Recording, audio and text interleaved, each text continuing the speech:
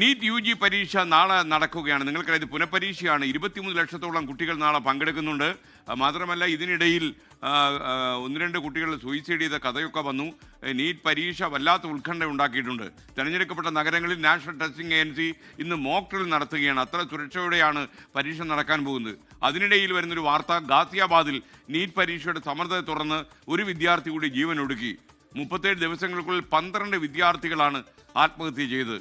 ഡൽഹിയിലെ ജന്തർ മന്ദിർ, അവിടെ cockroach Janata party നേതൃത്വത്തിൽ ഇന്ന് പ്രതിഷേധം നടക്കുന്നുണ്ട്. അവിടെ ആവശ്യം ധർമ്മേന്ദ്ര പ്രധാൻ, നമ്മുടെ യൂണിയൻ എഡ്യൂക്കേഷൻ മിനിസ്റ്റർ, രാജിവെക്കണം എന്നുള്ളതാണ്. എന്തായാലും നാളെ 23 ലക്ഷം കുട്ടികൾ വീണ്ടും ഈ നീറ്റ് യു ജി പരീക്ഷ എഴുതാൻ പോകുന്നു.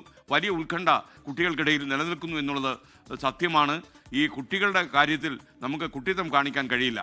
വിനീത വിജി ഡൽഹിയിൽ നിന്ന് കൂടുതൽ വിവരങ്ങളുമായി നമുക്കൊപ്പം ചേരുകയാണ്. വിനീത, വല്ലാത്ത അസ്വസ്ഥ കുട്ടികളുടെ മനസ്സിലുണ്ട്.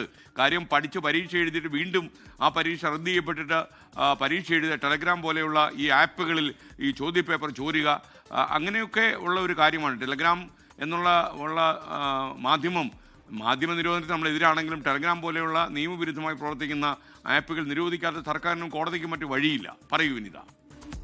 Good morning. Very good morning എസ്കേൻ.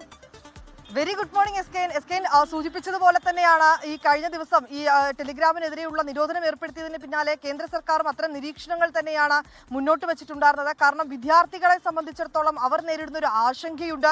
നമ്മൾ സൂചിപ്പിച്ചതുപോലെ അത് നിരവധി തവണ ചിലപ്പോൾ അറ്റംപ്റ്റ് ഒക്കെ നടത്തിയിട്ടാണ് ഒരു വിദ്യാർത്ഥിക്ക് ഒരു പരീക്ഷയിൽ അവസരം ലഭിക്കുന്നത്. അങ്ങനെ വിദ്യാർത്ഥികൾ വളരെ കൃത്യമായി അത് പഠിച്ച തയ്യാറെടുപ്പുകളൊക്കെയാണ് ഓരോ പരീക്ഷയ്ക്ക് മുന്നോടിയായി നടത്തുന്നത്. അതിന് പിന്നാലെയാണ് ഇത്തരത്തിൽ അവരെ ആശങ്കയുണ്ടാക്കുന്ന തരത്തിലുള്ള സന്ദേശങ്ങൾ, ഈ ചോദ്യപേപ്പറുകൾ ചോർന്നു എന്നുള്ള വ്യാജ പ്രചരണങ്ങളെല്ലാം ഈ സോഷ്യൽ മീഡിയയിലൂടെ പുറത്തു വന്നിട്ടുണ്ടായിരുന്നു. അതിൽ ടെലിഗ്രാമിന് വലിയൊരു പങ്കുണ്ട്. മുന്നറിയിപ്പ് നൽകിയിട്ടും വേണ്ട നടപടികളൊന്നും തന്നെ ടെലിഗ്രാം ഇക്കാര്യത്തിൽ സ്വീകരിച്ചിട്ടുമുണ്ടായിരുന്നില്ല. ഏതാണെങ്കിലും ആ പ്രശ്നങ്ങളെല്ലാം പരിഹരിച്ചുകൊണ്ട് വലിയ സുരക്ഷാ ക്രമീകരണങ്ങളോടുകൂടിയാണ് നാളെ നീറ്റ് യു ജി പുനഃപരീക്ഷ നടക്കുന്നത്. ഡൽഹിയെ സംബന്ധിച്ചിടത്തോളം ഡൽഹിയിൽ 97 കേന്ദ്രങ്ങളാണുള്ളത്. അതിൽ 67 കേന്ദ്രങ്ങളിലും കൂളിംഗ് സോണുകൾ കൂടി സജ്ജീകരിച്ചിട്ടുണ്ട്. വലിയ ചൂടാണ്. അതുകൊണ്ട് തന്നെ ഈ വിദ്യാർത്ഥികൾക്കൊപ്പം എത്തുന്ന രക്ഷകർത്താക്കൾക്കും അവർക്ക് മറ്റുമായി വിശ്രമിക്കുന്നതിനായിട്ടാണ് ഇത്തരത്തിലേക്കുള്ള കൂളിംഗ് സെന്ററുകൾ ഡൽഹിയിൽ ഒരുക്കിയിരിക്കുന്നത്. ഒപ്പം മോക്ക് ഡ്രിൽ രാവിലെ 9 മണിയോടുകൂടി തന്നെയാണ് മോക്ക് ഡ്രിൽ ആരംഭിക്കുക. 9 മണിക്ക് ആരംഭിച്ച് വൈകിട്ട് വരെ നീണ്ടു നിൽക്കുന്ന തരത്തിലാണ് ഈ മോക്ക് ഡ്രിൽ സജ്ജീകരിച്ചിരിക്കുന്നത്. ഏതാണ്ട് 2 ലക്ഷത്തിലധികം ജീവനക്കാർ, സുരക്ഷാ ഉദ്യോഗസ്ഥരടക്കമുള്ളവർ ഈ മോക്ക് ഡ്രില്ലിന്റെ ഭാഗമാകുമെന്നാണ് അറിയിച്ചിട്ടുള്ളത്. വിവിധ ഏജൻസികളുടെ ഒരു ഏകീകരണം, ഒപ്പം തന്നെ ഇതിനോടകം സ്വീകരിച്ചു വന്നിരിക്കുന്ന സുരക്ഷാ ക്രമീകരണങ്ങളെല്ലാം വിലയിരുത്തുന്നതിന് വേണ്ടിയിട്ടാണ് ഈ മോക്ക് ഡ്രിൽ നടത്തുക. വിദ്യാർത്ഥികളെ സംബന്ധിച്ചിടത്തോളം ആശങ്കപ്പെടേണ്ട സാഹചര്യമില്ല. ഏതെങ്കിലും വിദ്യാർത്ഥികൾക്ക് അവർക്ക് മാനസിക പ്രശ്നങ്ങളോ അല്ലെങ്കിൽ അവർക്ക് ഏതെങ്കിലും തരത്തിലുള്ള സമ്മർദ്ദമോ നേരിടുന്നുണ്ട് എങ്കിൽ ഈ NTA തന്നെ ഇതുമായി ബന്ധപ്പെട്ടുകൊണ്ടുള്ള ഒരു ഹെൽപ്പ് ലൈൻ നമ്പർ പുറത്തിറക്കിയിട്ടുണ്ട്. ആ ഹെൽപ്പ് ലൈൻ നമ്പറിൽ ബന്ധപ്പെടുകയാണെങ്കിൽ അവർക്ക് ആവശ്യമായിട്ടുള്ള കൗൺസിലിംഗോ അല്ലെങ്കിൽ അത്തരത്തിലേക്കുള്ള നിർദ്ദേശങ്ങളും ഒക്കെ ഉറപ്പാക്കുമെന്നാണ് നാഷണൽ ടെസ്റ്റിംഗ് ഏജൻസിയും അറിയിച്ചിരിക്കുന്നത്.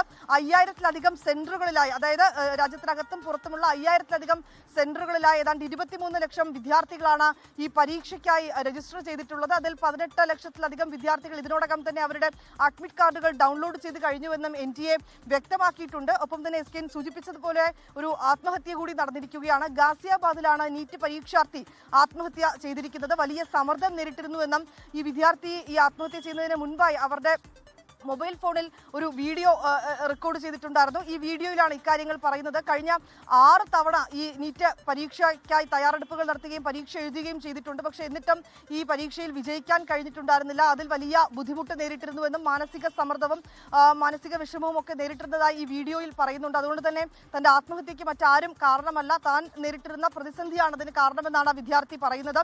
22-കാരനായ ജിതിൻ കുമാറാണ് ഗാസിയാബാദിൽ ആത്മഹത്യ ചെയ്തത്.